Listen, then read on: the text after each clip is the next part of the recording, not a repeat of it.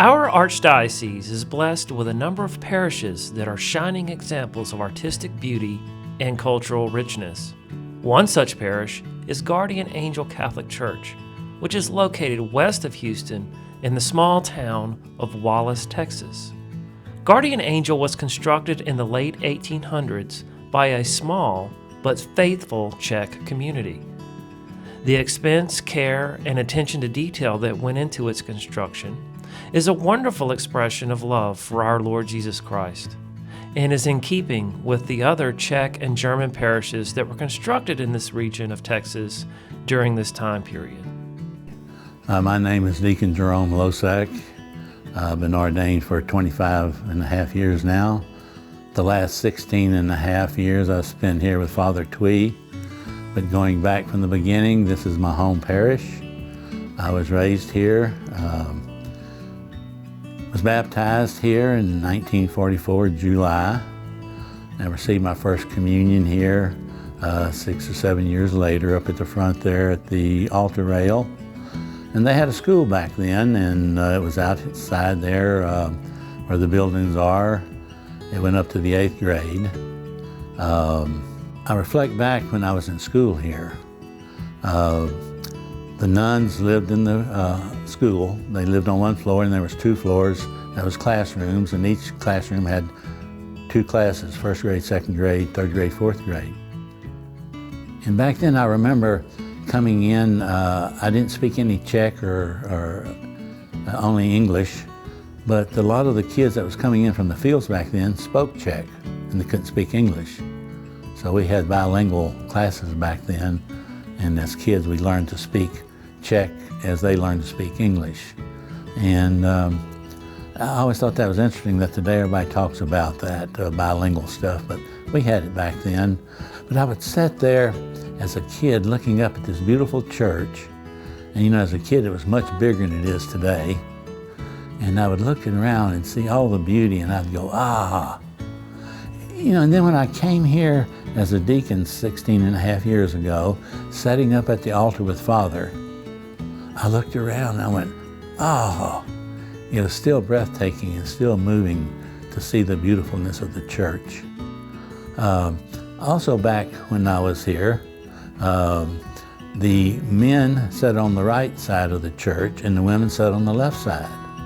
There wasn't a mix. And back where the church separates, the pews, there was 1 or 2 rows there that was those who were dating and fixing to get married, and those who first got married. They could sit there together as a couple. But then I guess as they had kids, they all had to separate. The men sat on that side, and on the right-hand side, and the ladies sat on the left-hand side. I remember my grandma sitting there at her place, and if anybody was ever sitting in her place, she would whack them with her cane and make them scoot over, that was her spot. And that's the way they did it back then. And another interesting thing is, back then we had 2 masses, one at 6:45, that was the English Mass, and of course everything was in Latin, and then we had the 8 o'clock Mass, and that was the Czech Mass. So if you didn't understand Czech or Latin, you had nothing idea what they were saying, but you knew what was going on. So us English-speaking people, we had to get up awfully early to get here for 6:45 Mass. And it was always full though. I just remember the church always being full. People would come in from all over. Christmas, it was decorated. We didn't have air conditioning, so during the summer the windows was open and had fans in the windows, and during the winter they'd turn on the furnaces. They were so hot. And I always thought it was interesting. We had outside toilets, and so during the winter you didn't go. As a kid you held it because you know how cold it was outside. The High Mass. When they used to have High Masses, and they would have such a ceremony going on, and the incense and the it was different. They sung a lot in Latin, a lot of chanting. It was just beautiful, and with the surroundings that we have, it was just breathtaking to see what was going on. As a kid now, I'm 6 years old, 7 years old, And it makes a lot of difference in your perspective as a kid versus as an adult, as a deacon. And I'm very fortunate, I think, to go back and be able to remember the times when church was happening back in the late 40s, early 50s. Because like I said, after 54 I left, so I don't remember too much after, I don't hardly know anything after 54. You'd have to talk to some of the others that was around and stayed around. I was raised in this parish, baptized here, went through the first, Holy Communion, confirmation. We were married in this church, my wife and I, and we've been parishioners ever since. So I guess I was born in 1946. There've been a lot of changes to the church over the years, like a lot of additions and things. Like these two rooms didn't exist in the beginning, okay? This was open. They had two confessionals. They had curtains on them that you sat in. I mean, you kneeled in, and you had to be very quiet because your voice did carry, And then later they closed this in and made a cry room, and then they called it a bridal room over here. And the church originally was just open windows on Sundays, and then the attic fans were on to help pull air in, to give us some kind of coolness. And always when it came time for the sermon, Father would raise his hand and they'd pull the switch on the attic fan so he wouldn't have to holler, because there wasn't no PA systems back then. Everything was just, your voice carried out. And later, when they did do the air conditioning in here, well, those windows never opened again. And then Father Kroll, when he came here, the Catholic school was, they're like the CYO. They had, baseball and all this kind of stuff. And he was always worried that one of them balls would come flying over here and hit a church window. So he had storm windows put over the top of them. And later then it had a wood shingle roof. He had that replaced with the composition roof. They had to take the old wood shingles off and put decking on and put composition on. And then the vinyl siding was to cover up the wood finish on it because it started getting porous. And the only way they could make it out work it where it looked beautiful would be to put that siding on it. Then when the Catholic school was torn down, there was an angel out in front. And they were going to take it down in the same process with destroying it. So my dad, Mr. John Vajanski, who worked for the county, and he used the county backhoe, they rigged up a sling and we broke it loose from its base and carried it over here and set it in front of the church.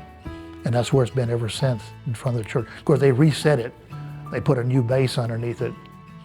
But that's the original statue that was from the Catholic school. They tore it down after it was closed, yeah. And that they said that the school was a hazard, but in reality it wasn't. It had rods going around the outside with turnbuckles as a reinforcement. Later it was determined those were put there because the building was falling apart. It wasn't. They were there from day one. But that was a misconception. That's what happens in time when people are no longer here to say what they were there for. But anyway, they tore the building down and they built the parish, the CCD building. And then they had a problem with it because it was, they called tilt-up walls and a flat roof. Well, the tilt-up walls were shifting off the foundation. And that was, you could see daylight underneath them. So anyway, they finally got that fixed, and then, but the roof being flat, the water was pouring in every time they had a major rain. So then Father Crow went ahead and put a roof up like it is on other buildings, And then that was the end of that problem. But there was a lot of, things, and he put the fire alarm system in. That's the most latest thing that was added to the church over here. And then the St. Teresa on the other side of the entry. Before that was just big cedar trees that pretty well blocked the view of the church. And one of them was starting to, deteriorate, because the cedar trees only live for so long too, just like anything else. So he just made a determination to get rid of them and then put these back in place of it, which I guess that adds to the attraction of the church. And the church is under the National Registry.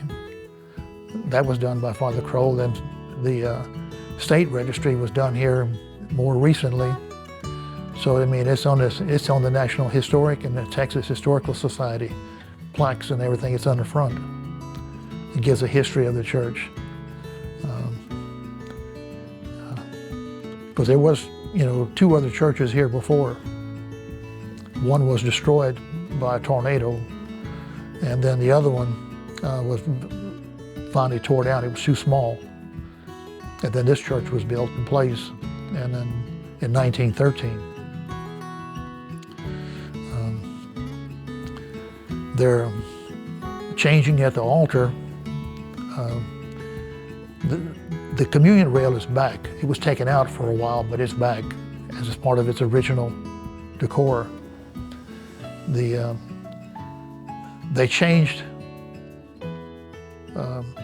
Before, when I was an altar boy and growing up, the priest faced the altar and the audience was always, the congregation was behind it.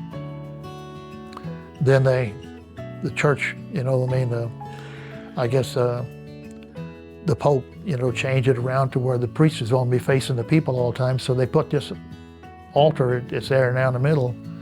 And I remember Wilbur and Betty Jarnell, they donated that altar there.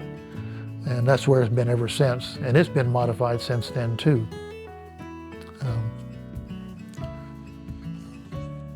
The benches, these are not the original benches. They were replaced. The old benches were redone once, but they didn't, it just finally just wore out. The metal, the wood, it was beginning to where the company would come out and look and say, no, they can't really redo them again, So then it was decided to put these new ones in over here, but to mimic what was already there, to build them on the same decor. And so that way they would last indefinitely then for the rest of us anyway. Indefinitely, I guess, is whenever I'm gone, huh? Okay, well, the Catholic school was in force over here as a fundraiser. Each year, the parish had 2 celebrations. In the spring, it was a Check Day festival. And the money raised for that went to the school. And the sisters from the Divine Providence from San Antonio helped pay their fees. And then in the fall was a regular church bazaar. And that went on for a long time, but after the school closed, then the Check Day went away. They didn't need 2 celebrations every year. So that's what kept the thing funded. So, well, my family goes way back with Guardian Angel. My great-grandfather, Joseph Milner, was on the first parish council here at Guardian Angel. And my grandfather, great-grandfather, and grandmother also donated one of the Stations of the Cross at that time. And then when the Catholic school was built, my great-grandfather was on the first school board. Him and Mr. John Grigger and a Mr.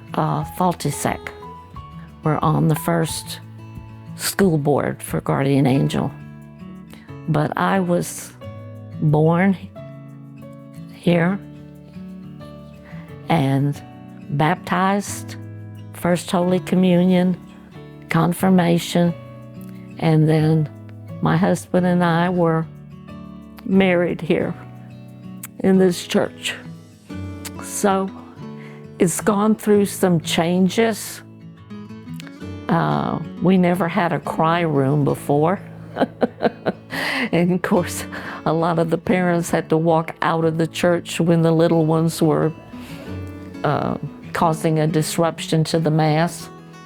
But the cry room and then the area to here where the confessionals, that was kind of redone. But yes, there's so much. This church is so beautiful. So if ever you are traveling on I-10 West, take the time to attend daily Mass at Guardian Angel with this very special community within our Archdiocese.